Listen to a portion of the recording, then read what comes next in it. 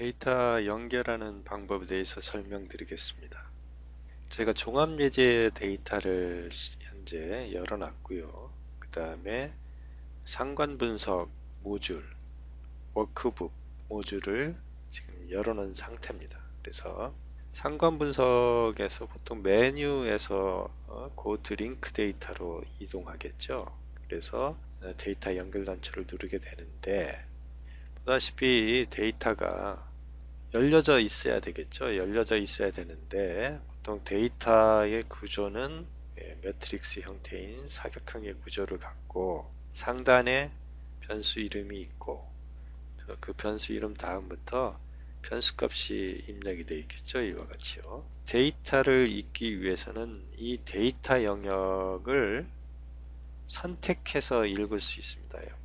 이와 같이 블럭을 잡아서 분석하고자 하는 만큼 선택해서 읽을 수도 있고요. 만약 선택하지 않고 데이터 영역 내에 커서를 이와 같이 셀 하나를 걸쳐 놓게 되면 데이터를 연결할 때 이 리전을 자동으로 감지해서 밑까지 자동으로 선택해서 읽어주는 방식으로 프로그램 되어 있습니다.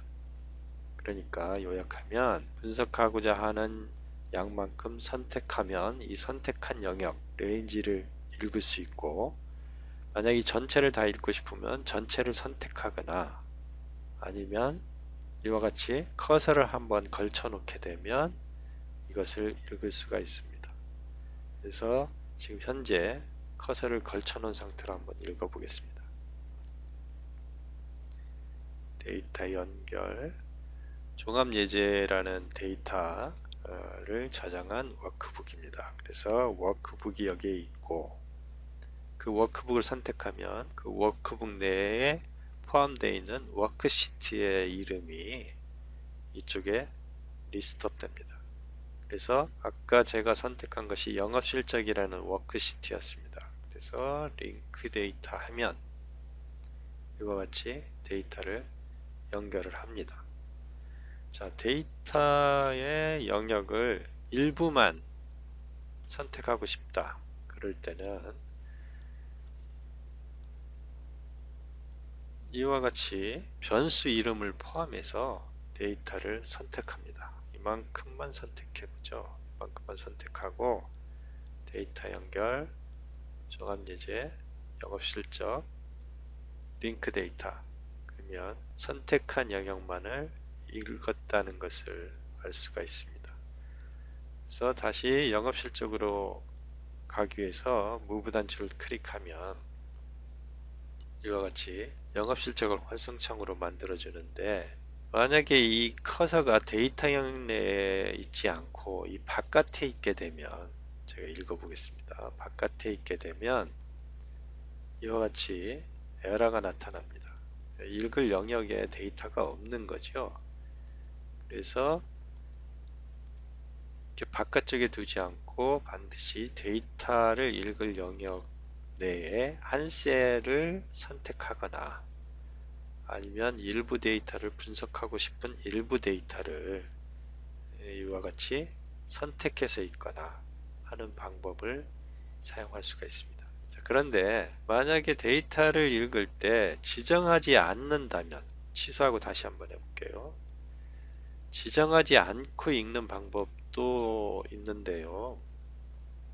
그거는 이제 데이터를 이와 같이 표현을 하고 바로 이 옆에 이렇게 나타나 있잖아요. 이렇게 줄여보죠. 줄여서 링크 데이터를 직접 누르는 방법도 있습니다. 그러면 지정하지 않아도 해당된 활성 워크북의 활성 워크시트의 데이터 영역을 읽어드립니다.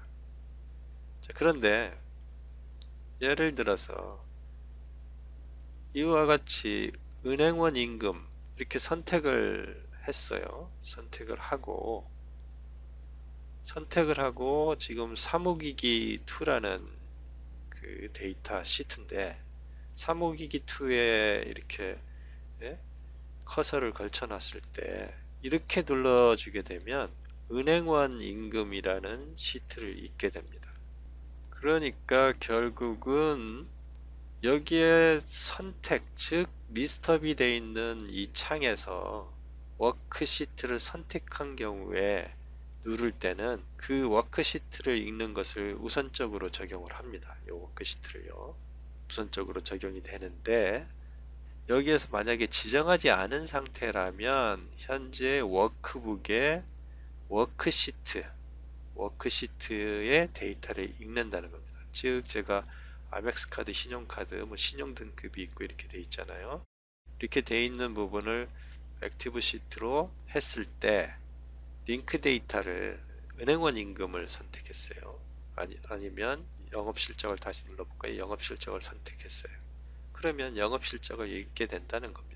그러니까 저런 방식으로 데이터를 연결할 때는 지정하지 않음을 선택해야 되겠죠. 지정하지 않음을 선택하고 이와 같이 뒤에 보여진 상태에서 누르는 겁니다. 자, 이거는 왜 이런 식의 방식을 선택했냐면 2013이 2012 이하 버전하고 좀 다른 방식으로 바뀌었어요. 2013은 각각의 이제 워크북들이 개별적으로 동작하는, 개별적으로 로딩되는, 분리되어 있다는 얘기죠. 2010의 경우는 실행해 볼게요. 2010의 경우는 실행하면 여기에서 워크북을 읽게 되면 이게 창이 따로 뜨지 않죠. 이 안에서 워크북이 통합문서가 이 안에서 존재하게 되는 겁니다.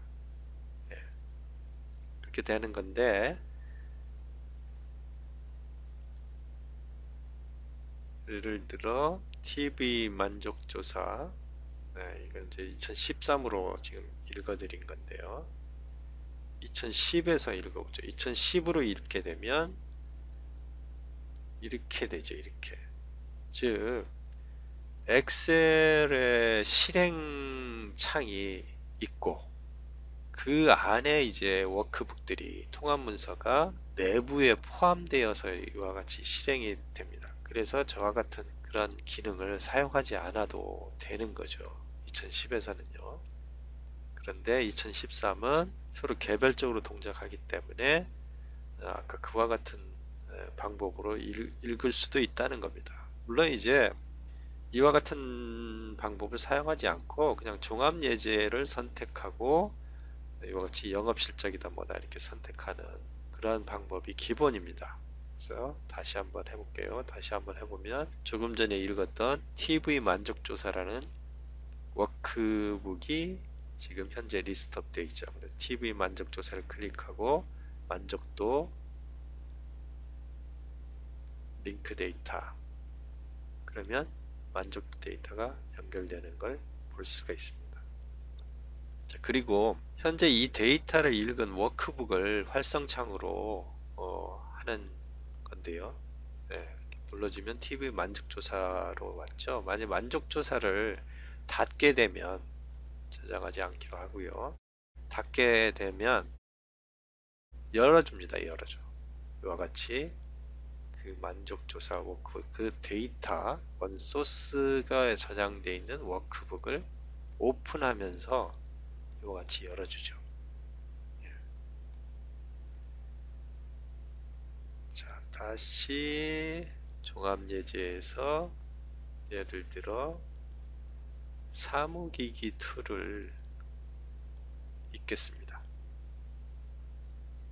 사무기기 2를 읽으면 이제 여기에 이제 가상의 제가 랜덤 데이터를 뒤에다 붙여놨어요.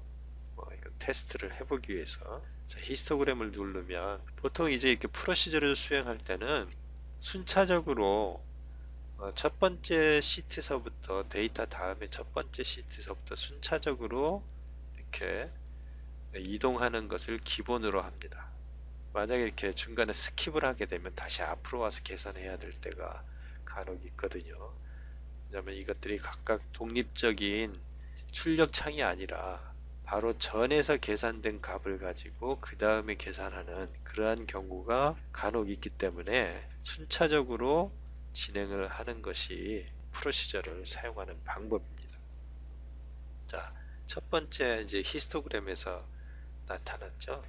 연속형 데이터만, 기술 통계에서는 연속형 데이터만 분석하는 거니까 연속형 데이터에 해당된 변수들만 이와 같이 출력되어 있다는 걸 알 수가 있습니다. 자, 이건 스타일을 지정하는 거고요. 스타일을 지정하는 거고, 그 X5라는 연속형 데이터에 집단 변수, 제품 종류를 지정하면 제품 종류가 복사기 팩시밀레가 있고, 그 다음에 토탈 전체 데이터를 다 할 수도 있고, 그래서 복사기를 누르면 표본 크기가 33이고 팩시밀레는 121개 케이스가 있다는 겁니다. 그래서 그것에 대한 히스토그램을 지금 작성해 준 거고요. 자, 이런 것들은 이렇게 누적 빈도로 바꿔주는 거고, 이건 비율로 표시하고 누적 비율로 표시하는 겁니다.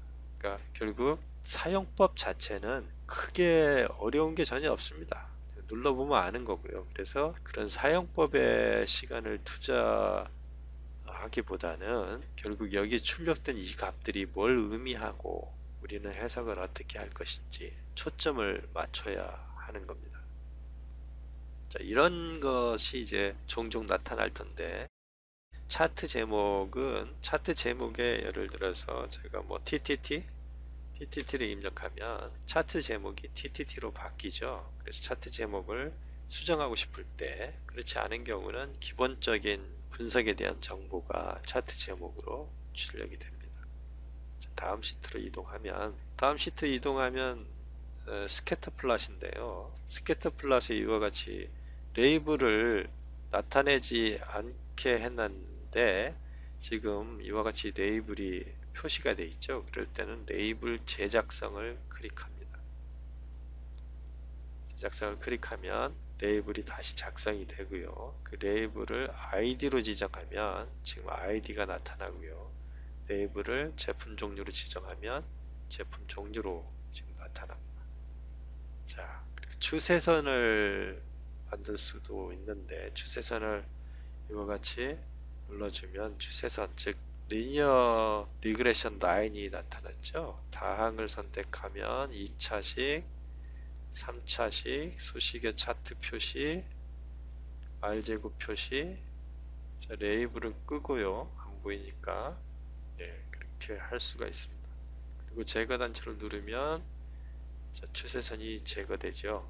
그 다음에 이건 이제 상관계수에 대한 검정 부분이고, 역시 차트 제목 바꾸는 부분이고, 그 다음에 축을 자동 설정할 때 사용하는 거, 축의 범위 설정할 때 사용하는 거. 다음 시트요. 다음 시트.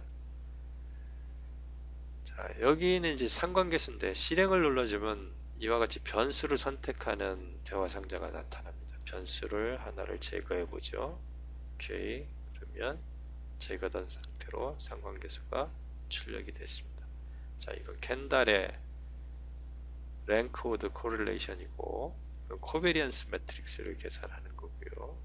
등등. 보통 일반적으로 이제 코릴레이션, 피어슨 코릴레이션을 가장 많이 사용하니까 피어슨 코릴레이션을 클릭해 놓겠습니다. 다음 시트는 이제 행렬도표인데요. 행렬도표 작성을 눌러주면 추세선을 표시할 거냐 말 거냐를 선택할 수 있고, 추세선의 방정식을 표시할 거냐, 3차식으로 할 거다. 그렇게 해보겠습니다. 그리고 하면 자, 실행이 되고 각각 매트릭스 플롯이 만들어졌습니다. 매트릭스 플롯이 만들어졌고요. 이 케이스는 150개고 결제 케이스는 10개. 그래서 이와 같이 이건 뭐 리니어 트렌드가 매우 강하죠. 자, 그렇게 됐고, 다시 데이터로 이동해서 데이터를 삭제를 하게 되면, 데이터를 삭제를 하고 각 시트로 이동하게 되면 이와 같이 사라집니다. 초기화 되는 거죠. 초기화. 그래서 초기화 됩니다. 데이터를 삭제를 하고 나면요. 그래서 다른 데이터를 읽고 싶을 때는 다시 데이터 연결로 와서 시트를 선택을 하는 겁니다. 이와 같이요. 만약에 이 시트가 정상적으로 익혀지지 않을 때는 다시 일로 돌아와서 선택을 하고요. 예를 들어서 미국 맥주 선택하고 무브 단추를 눌러서 그 해당된 워크시트를 활성창으로 한 다음에 보는 거죠. 그래서 나는 이만큼만 분석을 하겠다. 그렇다면 이와 같이 선택을 하고요. 다시 이쪽에 돌아와서 링크 데이터 하면 바로 데이터에 선택한 일부분만 데이터를 연결합니다. 자, 이와 같이 이제 기존의 데이터를 연결하는 방법이 있고요. 기존의 데이터를 연결하지 않고 직접 데이터를 여기에다 입력하는 방법도 있겠죠. 예를 들어 첫 번째 여기 뭐 아이디다. 아이디 1, 2, 3, 4, 뭐 이렇게 입력을 하고요. 그 다음에 여기는 이제 x1이라는 변수다. 그럼 x1 그래서 x5라는 변수까지 있고, 자, 매번 입력하기 귀찮으니까 단수를 만들어 보겠습니다. 랜드 btin을 쓰겠습니다. btin을 랜드 btin을 쓰면 예를 들어서 뭐 50에서 100 사이의 값이다. 50에서 100 이렇게 해서 난수를 만들고 이 난수를 fill down, fill right 합니다. 여기는 이제 아이디 번호니까 번호를 주기로 하죠. 그리고 히스토그램으로 이동하면 히스토그램에서 데이터를 읽었죠. 데이터를 읽고 히스토그램. 근데 여기에 이제 지정하지 않음 집단이 지정되어 있으니까요. 그렇게 되면 이제 난수를 히스토그램으로 표시하고 여기는 난수를 스캐터 플러스 표시했습니다. 레이블에서 아이디로 지정하면 아이디 번호가 나타나죠. 축 범위 설정에서 이렇게 가운데로 정렬을 하고요. 이건 이제 자동 설정 할 수 있고, 그 다음에 코릴레이션은 보면 코릴레이션이 나타났죠. 네, 이상 데이터 연결하는 방법에 대해서 설명드렸습니다.